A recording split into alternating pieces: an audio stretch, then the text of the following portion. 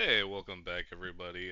We got our first, I guess, new addition to decks that didn't get direct support, but kind of got support for the festival booster, Legendary Vanguards. I'm starting off with Nannaclir because surprisingly, a lot of you guys like Nannaclir, which is really weird because I feel like the overall connotation around the deck is very negative, but apparently a lot of people are interested in it. I still play the deck, so sure, why not, right? So this is Naniclair. This is also with her set 14 buff, I believe. Was it 14 or 13 she got her card? I think it was 14. But yeah, we're gonna go right on into this deck profile. Just a little changes. Obviously, the ride line has not changed whatsoever. Um, Basically, we want to just keep these because even though they don't generate us hand advantage, they do generate us board advantage by calling themselves out for free, and they get you a name count for a Nannaclear. So we're not changing off of that. Onto the main deck, we are playing, of course, the three Persona rides and the one copy of Twincast. Twincast is always good. We are playing the four copies still of Cade Mille Fiote, I believe. I still haven't learned how to pronounce that one yet. And then the one copy of Bellinor. So bits changed because before we were playing the three copies of Bellinor. We're only playing one now. And the reason we're only playing one now, we'll get into with the next card. So we're just going to set one of each of these aside and go on to our grade 2 section because it is the new card, which her name, once I get all the grade 2s, oh my goodness. Ooh, I'm dropping stuff. Uh, is Phildea. She is another one from Paradise, and she has two abilities. So she was played while you have the Stray Garden condition. You don't have to pay her Soul Blast, but her Soul Blast is basically to look at top. I'm pretty sure it's 5. No, it's 7. Top 7, you either get a Persona Ride to hand or you get to add this ordered to hand, which is really cool. And then she has the ability to put herself to Soul, and you can, for this turn, activate both the effects of the order.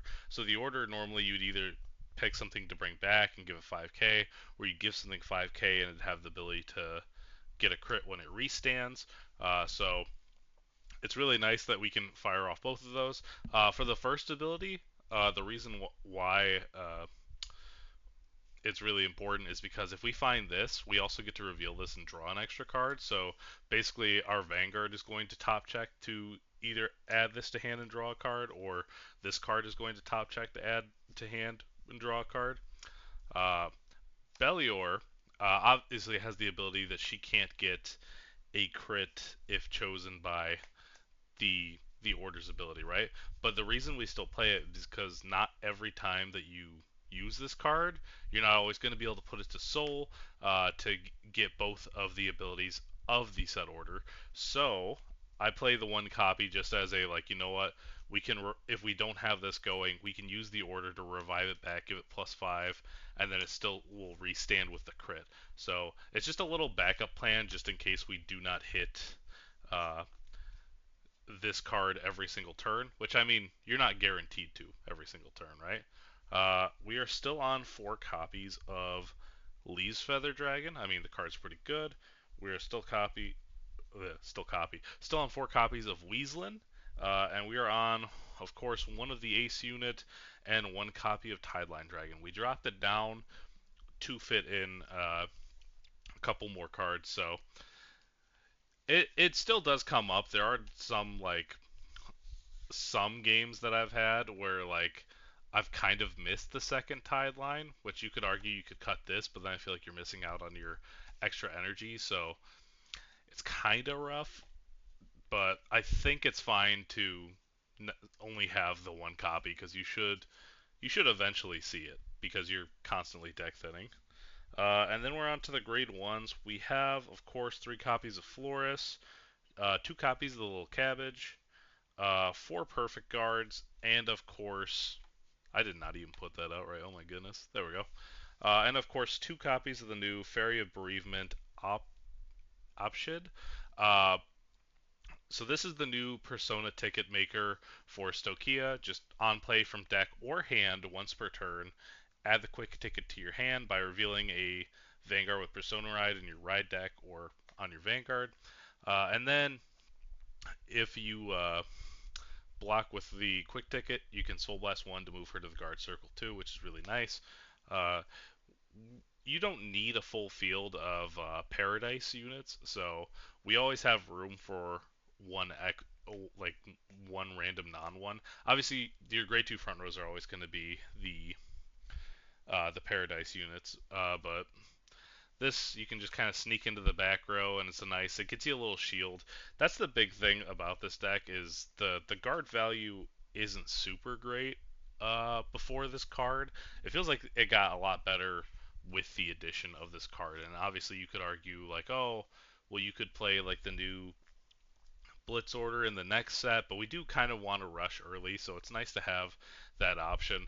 We did cut down a little bit on each of these. We still play two because obviously the restand is good, like when something restands in the column.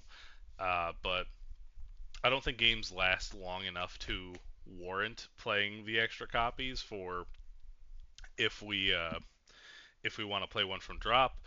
And then Florus, obviously, it's good to see it early just to ditch it because it's a combine rusher every single turn. You can't really beat that.